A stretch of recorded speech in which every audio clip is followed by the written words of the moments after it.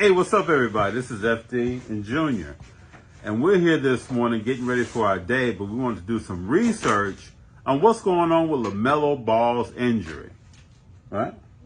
Yeah. So this is Dr. Suter. He's going to tell you everything you want to know about LaMelo Ball's foot, ankle sprain, or ankle strain. Check this out. Check this out. One of the most interesting parts of this injury right off the bat is the Hornets classified it as an ankle strain, not an ankle sprain, a strain. And we'll get to why that really could be significant. I think when we first saw this, when I was first looking back at the replay, I expected to see some sort of an inversion, sort of ankle sprain mechanism here.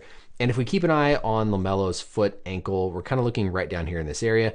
There really doesn't seem to be, at least in this view, any awkward twist or awkward inversion. We see him plant a little bit right here on that right ankle, but again, there's not like a twist. There's not really any significant roll or inversion like we typically see with an ankle sprain. As we look at this view from behind, we maybe get a little bit more of a clue of what might have happened with his ankle. But again, as he goes down and plants here, this right foot is going to be the one that we're looking at, this right ankle. And there really isn't any aggressive inversion or rolling that we see. He lands, the ankle and foot are plantar flexed, meaning the ball of the foot is pointed down. He lands more on that ball of the foot. There's maybe a slight little shift where we see the ankle go outward while he's in that plantar flexed forefoot loading position. But again, it's not like there's a big aggressive twist or inversion like we typically see with a classic ankle sprain. And this is where the update from the Hornets, I think, is actually really important if they were specific and intentional with their phrasing, because an ankle sprain is how we would classify an injury to the ankle ligaments, an ankle twist. But they said strain. And in the truest medical sense, a strain is an injury more so to a tendon or to a muscle. So that would suggest that the Hornets don't think this is an ankle sprain, because they would have called it an ankle sprain, not an ankle strain. Now, if we look at our biodigital anatomy tool, there's a couple of kind of often injured or sometimes injured muscles, tendons, whenever somebody has that sort of a ankle twist, subtle ankle twisting position. On the outside of the ankle is going to be the peroneus longus and the peroneus brevis. These are two muscles, sit right here coming off of the fibula. The brevis goes down and inserts right here on the base of the fifth metatarsal, and whenever it fires, it everts or brings the foot outward. The peroneus longus then actually goes all the way under the underside of the foot to the first metatarsal and has a little bit of roll in actually plantar flexing the foot. So these are two tendons that can become strained whenever somebody has an ankle inversion or a common ankle injury.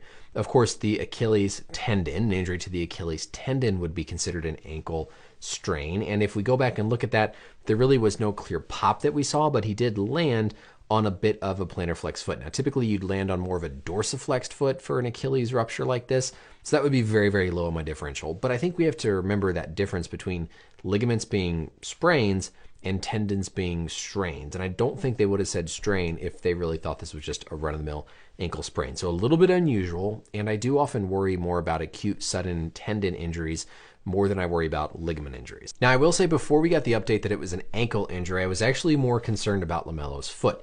If you pay attention here to, again, what's going on in his right foot, this reminds me a lot of what we saw with the foot position of Chet Holmgren whenever he had his Liz Frank injury.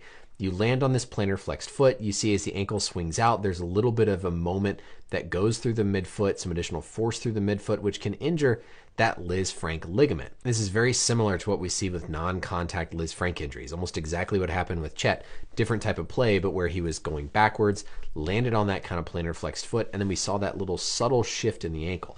So I know they called this initially an ankle injury, but I wouldn't be shocked if we find out in the coming days that maybe all this settles more to the foot and could be a midfoot injury. LaMelo's had just some unusual injuries. Of course, he had that ankle fracture where it looked like nothing significant whatsoever happened, and then we found out he had broken his ankle. So there could be another just unusual component with his history here. But I think it's important to pay attention to that difference between a sprain and a strain.